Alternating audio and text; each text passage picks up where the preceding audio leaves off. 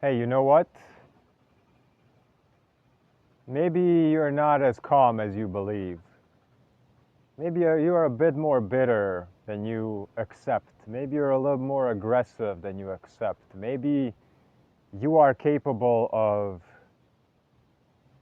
atrocities. Maybe there's a monster in you. And that's a baby dragon.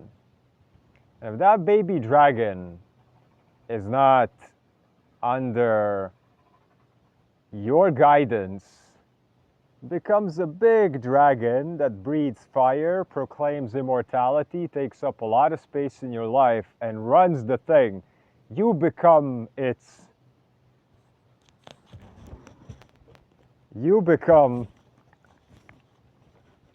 the dragon's servant instead of otherwise. So you want to be friends with your dragon. You want to be friends with the part of you that wants to kick down all the buckets of trash on the road, that wants to do chaos and mayhem, that wants to be mischievous, that wants to provoke. I have so much of this energy, this chaotic transformational energy, all from the root center. It's all pressurized adrenaline, electrical force, and needs to get out. The more I've been ignoring this, the more I've been focusing my entire life. You gotta be a good boy, you gotta be whatever, and then spiritual communities, enlightenment, peace, non-reactivity. Yeah, this is all fine. The one thing is not reacting to other people's drama and not being involved in stuff that only drains you. And there's a completely other thing where you have all the elements inside you: earth, water, fire, air, and ether. If you neglect any of them, your entire integrity, structure, life balance suffers. I have a lot about this in my elemental balancing course, in my elementary wisdom-filled guide for life explorers book on Amazon, and I do elemental guidance with people, alchemical, herbal, physical balancing, to get back to the point. And this will be the fire. This will be what gets you. This is your inner great phoenix. And if you're not friends with it,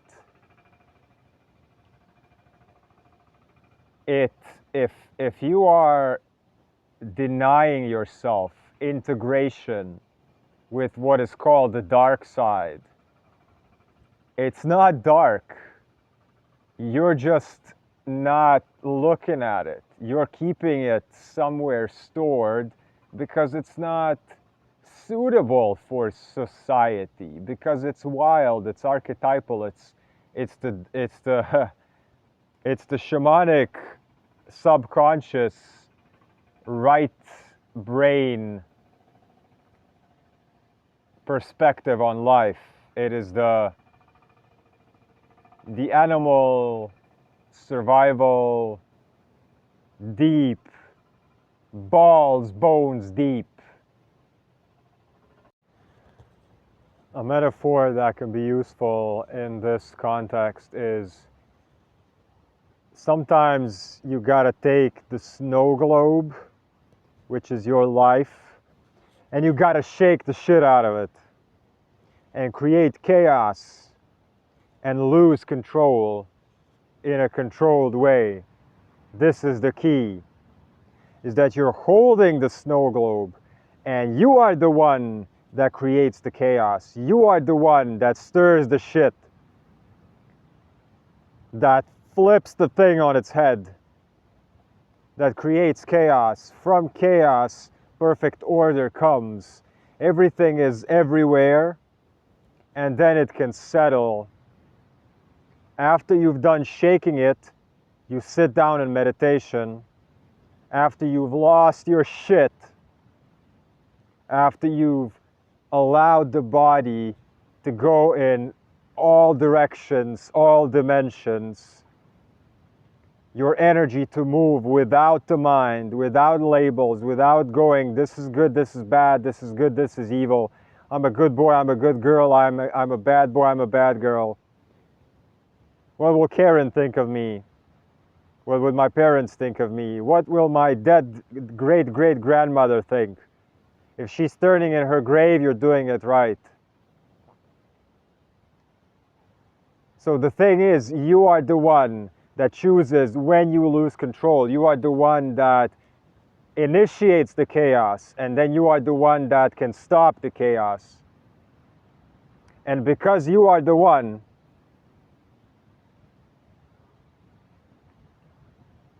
that makes it tame, that makes it viable, that makes it manageable with the body, by the body. And it means starting a fire at your own terms, when you know that that fire can be maintained and that you are the one that's going to extinguish it. You are the one that sets it off. You are the one that extinguishes the fire. If you don't do this voluntarily, you're going to hit points in your day, every day, where this thing is going to come out. It's going to come out. You're going to get it pulled out, because nothing in the universe exists in vacuum.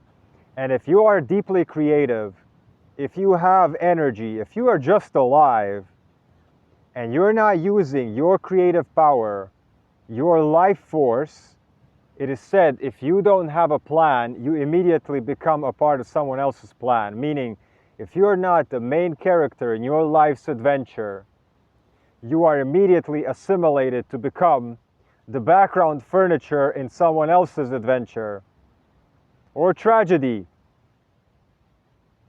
Or you can be the main character in your own tragedy if you want to make a tragedy, and you can. Sadness is also beautiful. The point is, you create your own chaos, and then you are the one that can control it. And you don't get pulled by the world, pulling this energy from you on a daily basis, because it is going places where you are taking it. Back to the other part of the video. Bam.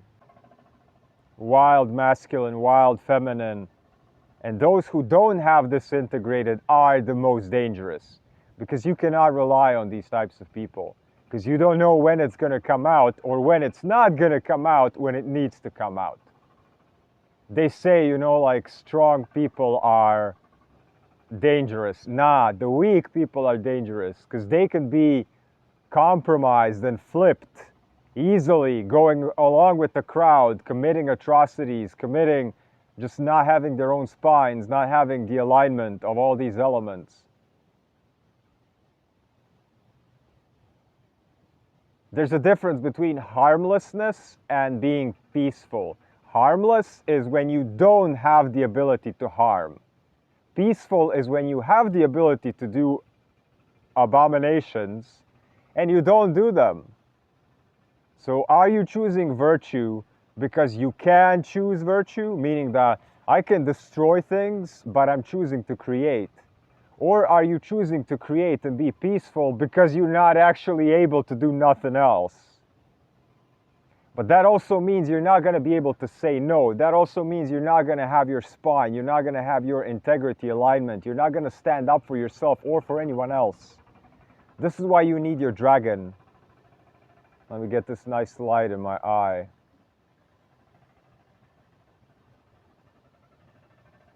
You need to befriend your dragon.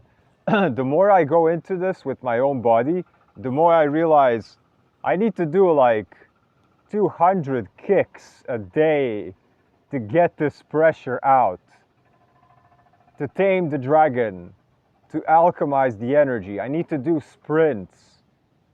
I need to do heavy bag work. I need to walk 10 to 15,000 steps a day. Try that. Try some of these things. And the less that I do it, the more the dragon, which can be called the Kundalini, the tantric spirit, the spinal wave energy, your life force, the more it wreaks havoc. It's boiling inside you. And you all know that you have this wild side, which it festers into bitterness. It festers into depression. It festers into anxiety. You gotta let this circulate through your body, through your muscles, through your fascia, your tendons, your bones, your blood, your lungs. Stop going from your mind down as a top-down approach, meaning this is how I should behave, this is how I should move, this is how I should exercise, this is what I should be eating, this is when I should be sleeping, this is how I should be speaking. Go from bottom up and express the body, let the fire out.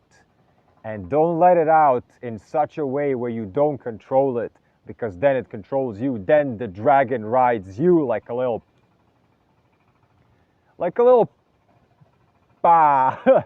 the thing you want to enter there. If you need coaching and guidance how to rein your dragon, balance earth, fire, water, air, ether in your life, human design sessions, one-on-one, relationships, families, businesses, therapy, buy my courses, donate through PayPal, subscribe, like, leave a comment. Leave a comment. Are you wild? What is your fiery expression? What is the dragon in you? Do you have a name for it? My dragon's name is relentless. My dragon's name is limitless. My dragon's name is wholeness, peace, health, abundance, and wholeness.